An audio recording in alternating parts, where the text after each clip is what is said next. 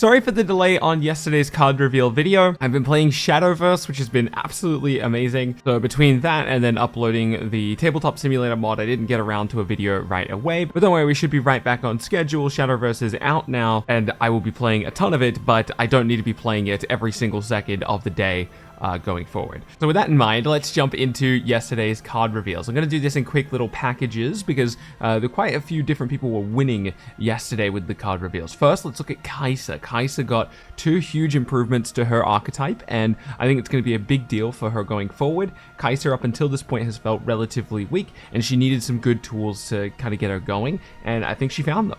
I don't think she'll be super strong just yet. I think she's still going to need a little bit of gas, but she's getting there, and that's really important. So let's first take a look at Void Seeker, a 3 energy, 1 power spell with action, deal 4 damage to a unit at a battlefield, draw a card. Comparing this to Disintegrate, Void Seeker is significantly better. It's interesting to see how much the design team values that 1 power cost compared to the 1 energy cost that Disintegrate has. Disintegrate costs 1 more energy and 1 less power, does 1 less damage, and has to kill the target to be able to draw the card. I think this is an incredible spell. You'll see this. This is 3 of auto-include in Kai'Sa builds. This is the exact type of spell they wanted, an early game spell that was proactive to the board, that had a power cost that Kai'Sa specifically could take advantage of with her legend ability, and this is it. So yeah, like I said, 3 of auto-include in Kai'Sa builds. Awesome card. It's easy to play around because opponents just don't have to touch battlefields, but it doesn't matter, this is the exact tool they wanted. Immortal Phoenix, an epic card, 3 energy, 1 power, 3 might card. Immortal Phoenix, Assault 2. When you kill a unit with a spell, you may pay 1 energy and 1 rune, 1 power, oh my god, I'm too tired, to play me from your trash. So 1 energy, 1 power to play this card from your trash. Yeah, I think this is, again, a Kai'Sa card. Gale, who's one of the really good players in the Riftbound community Discord, has been talking about potentially including this in Jinx, and I believe he's doing some science and experimentation with that to see how that goes. I'm not as sold on this card in Jinx, but I definitely think it's a Kai'Sa card. I don't know how we're getting this card into the trash in Kai'Sa, though. That's kind of the problem, right?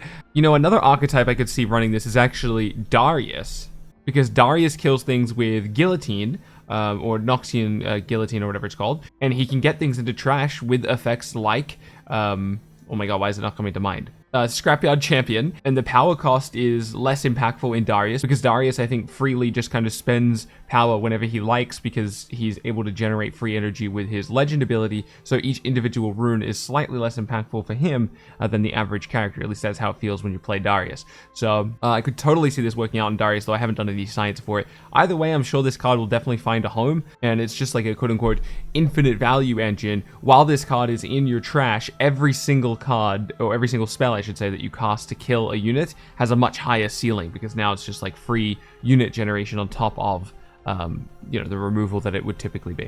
So yeah, good cards all around for Kai'Sa and Fury in general. Next, we're going to take a look at a couple ramp-related cards. First, a card that's very clearly designed for the ramp archetype, and then we'll go over another card which potentially just slots into it. We have Sky Splitter, an 8 energy, 1 power card. This spell's energy is reduced by the highest might among units you control. Deal 5 to a unit at a battlefield. So deal 5 is basically a rocket. So you're giving Super Mega Death Rocket to ramp, but they can only target battlefield, and obviously they can't get it back. So that's a lot of qualifiers, and they need a thing in play to really get value out of this. That's not as much of an issue, right? Because you could just play the card and then effectively play this for free. Like, you could do this on turn 8. You could develop like a Magma Worm, for example. Not saying that you should be running Magma Worm necessarily, but let's say you could just play Magma Worm. This now costs 0. So when you have access to 8 energy, you could just jam Magma Worm and then like 2 of this, and then that's probably like clearing the board for you in a lot of cases. So, but I'm really curious how much this costs in like the average deck that isn't a ramp deck. I would have to like think about that and experiment with it a lot more, but this is definitely a card that we throw in ramp archetypes for sure. Anivia is a 7 energy, 2 power body card with 8 might, and she reads, when I attack, deal 3 damage to all enemy units here. We were talking about this card a lot yesterday, and I think it's really great. Well, I don't mean to say great. Like, it's not like strong enough to like hard win games for you, but it's at an important energy cost value.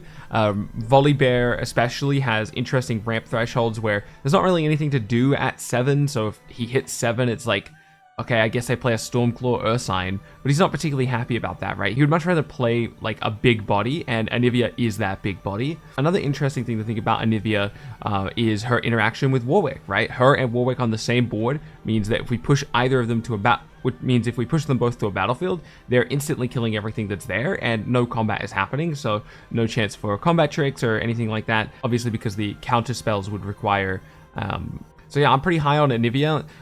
The first two places where I imagine her showing up are Volibear Ramp and potentially Misfortune, believe it or not, just because Misfortune already wants to run the Warwick because of bullet time. So having another combo that you can get value out of with the Warwick seems pretty good. And she already wants to run a ton of body runes, right? She runs, or at least the build that I think is the best right now, runs 3 of Seals of Strength. So this 2 power means significantly less to us in the Misfortune deck, assuming we have at least one of those seals in play.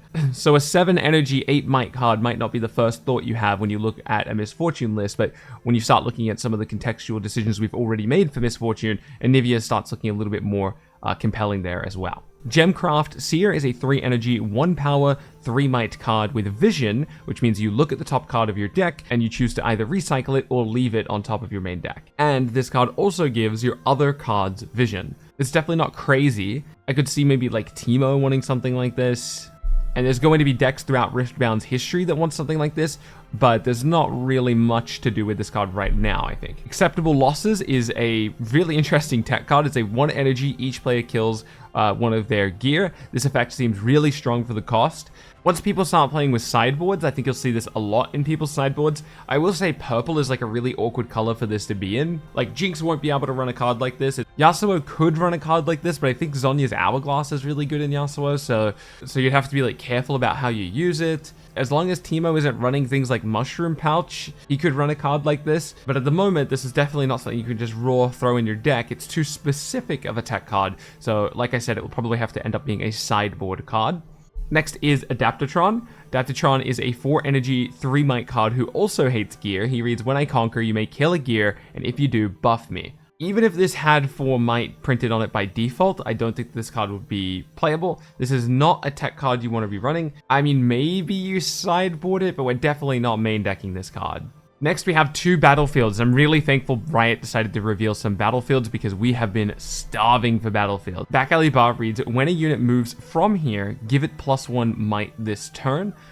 So this only really works for characters that are going to be moving from battlefield to battlefield, or characters that are going to be able to move from battlefield to base and then to another battlefield. So with all of that in mind, we're looking at units in Yasuo, we're looking at units in Misfortune, and any units with ganking. Realistically speaking, I don't think this is a very powerful battlefield. It's definitely not on the scale for, say, something like Zorn Warrens for Jinx or Tricarian Warcamp for Victor, but I do think, considering the current battlefield pool, some number of decks are going to run this just because they need access to a battlefield that is doing something proactive for them. Misfortune probably runs this.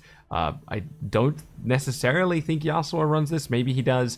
Aspirant's Climb is by far and away the funnest card that we've seen today. I'm super excited about this card. This is exactly the type of card that we needed in the game right now. The game is really, really fast. If you're playing Riftbound at a relatively high level and among all the best players, this is agreed upon. The game is extraordinarily fast. Any deck centered around a strategy that has a card that costs 6 or more is probably not doing the job. Aspirant's Climb makes that way more compelling. Like skipping turn 1 and especially skipping turn 2 is a really big deal in Riftbound, assuming both players are playing optimally. I haven't done the math yet to determine whether I care about exactly 1 point or not. Instinctively, I want to say that this card is really good for any deck that has a slightly slower strategy. Decks like Kai'Sa, decks like Volibear, heck, even decks like Ahri and decks like Lee Sin. These decks are going to love Aspirant Climb games. This is a really fun effect to print on a card, and it tells me a lot about the design philosophy over at Riot that they're willing to print a card like this in set 1. Yeah, super excited to see more battlefields like this. It'll definitely introduce a lot more creativity to the deck building process because we are sadly lacking that right now with the current card pool. So really excited for more and more card reveals. I'm going to get back to playing Shadowverse. Thank you so much for watching. Keep being awesome, and I'll catch you in the next one.